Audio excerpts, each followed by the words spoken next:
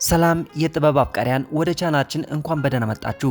ዛሬ የምናወራው ስለ አንድ ተራ ተዋናይ አይደለም። ዛሬ የምንቃኘው ስለ ስሜት፣ ስለ ጽናትና ስለ ስኬት ተምሳሌ ስለሆነው ኪንግ ካን የቦሊውድ ዘላለማዊ ንጉስ ሻሩክ ካን ይሆናል። ያለምንም ደጋፊ ከባዶ ኪሱ ተነስቶ ሙምባይ ከተማ የገባው ያ ተራ ወጣት ዛሬ ዓለምን በእግሩ ስር አንበርክኳል።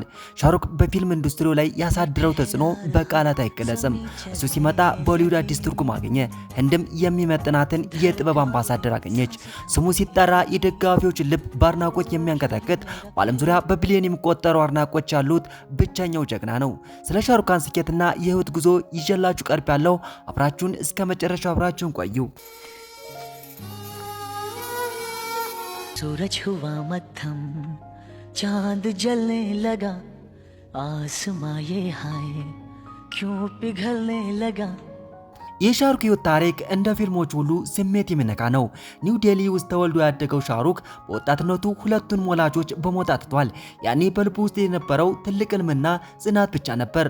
ወደ ሙምባይ ሲመጣ ማረፊያ እንኳን አልነበረውም። ነገር ግን ተስፋ አልቆረጠም። በቴሌቪዥን ተከታታይ ድራማዎች ጉዞውን አንድ ብሎ ጀመረ። በ1992 ዲዋና በተሰኘው ፊልም ቦሊውድን ተቀላቀለ። ከዚያን ጊዜ ጀምሮ ወደ ኋላ አላለም። ተራው ወጣት በአጭር ጊዜ የቦሊውድ ንጉስ ለመሆን በቃ። ሻሩክ ሲያፈቅር ዝም ብሎ እድሻለሁ ብሎ አያልፍም። ይልቁንም በትወናና በስሜት ለፍቅር አዲስ ነፍስ ይዘራበታል። እሱ ስክሪን ላይ ሲመጣ ተመልካቾቹ ከአሁን ዓለም ነጥቆ ወደ ሌላ ስሜት ማዕበል የሚወስድ አስማት አለው። ያ ድምፅ ቅላጼ፣ ያ ጥልቅና የሚናገር እይታው ቃላት ሳይኖሩ ሺህ ታሪኮችን ይተርካሉ። በዜማ በዘፈንና በዳንሱ ልዩ ስሜት ይፈጥራል። ያቺ ጉንጩ ላይ የምትታየው ስርጉድና አይኖቹን በስሱ እያርገበረገበ የሚለግሰው ፈገግታ የሺህ ቃላት መዝገብ ነው። ያ ፈገግታ ሁሉም ነገር ረሳሽለው የሚል የተስፋ ቃል ይመስላል። ሻሩክ ሲስቅ የደስታ ብቻ ሳይሆን የፍቅር ድል አድራጊነት ምልክት ነው።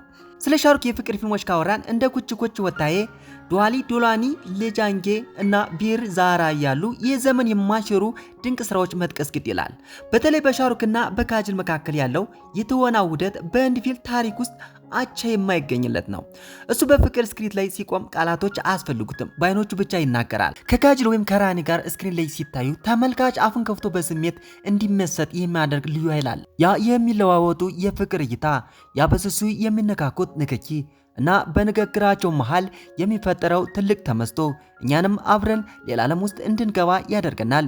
የፍቅር ፊልሞቹ ዘላለማዊ ንጉስ ተብሎ የሚጠራውም ያለ ምክንያት አይደለም።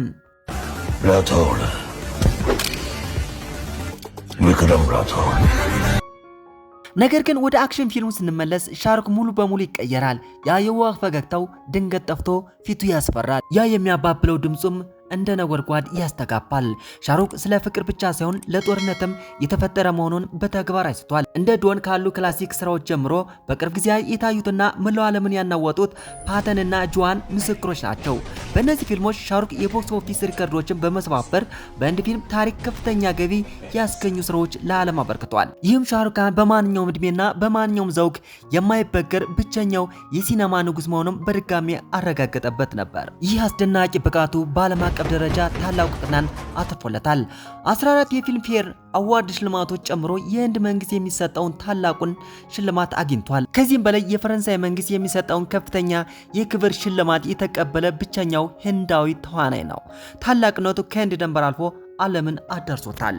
ሻሩክ ካን በቦሊውድ ዓለም ውስጥ ከባለቤቱ ጋውሪ ካን ጋር ላለው የረጅም ጊዜና የጠበቀ ትዳር ከፍተኛ ክብር የሚሰጠው ተዋናይ ነው። አንሊሚትድ ፋሚሊ ማን በመባልም ይታወቃል።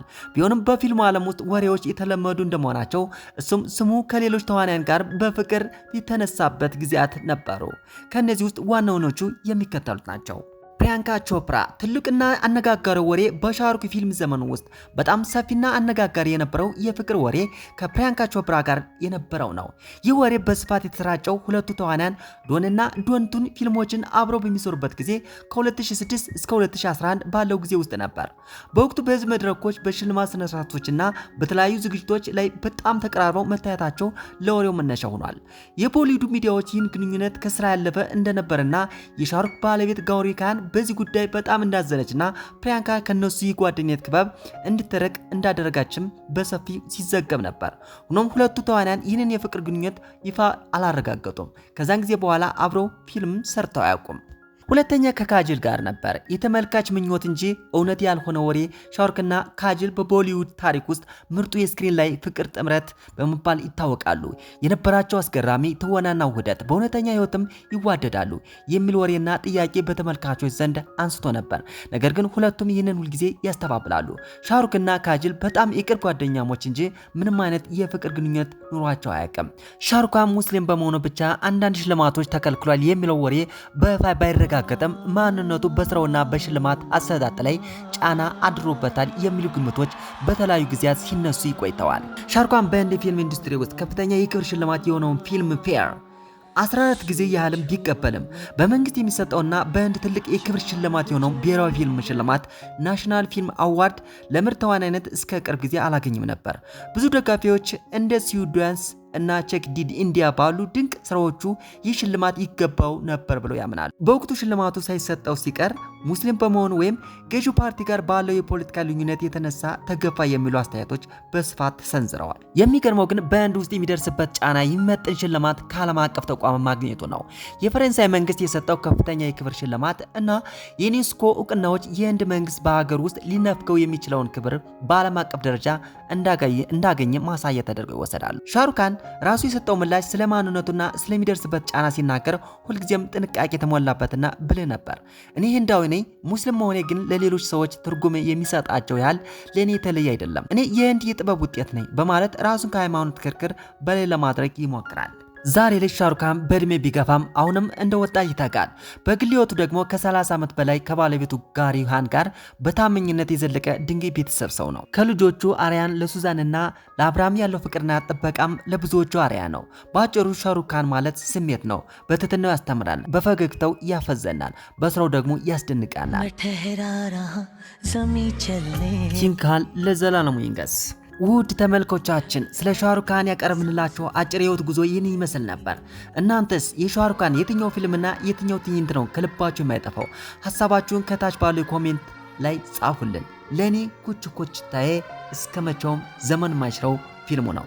ይህ ቪዲዮ ከተመቻችሁ ላይክ በማድረጋችሁን አትዘንጉ። እንዲሁም እንደዚህ አይነት አዝናኝና አስተማሪ የፊልም ዓለም ታሪኮች እንዳያመልጣችሁ ቻናላችን ሰብስክራይብ በማድረግ የደወል ምልክቱን ይጫኑ። በቀጣይ በሌላ አጓጊ ታሪክ እስክንገናኝ ሰላሙን ሰላማችሁ። Yes? Who is it?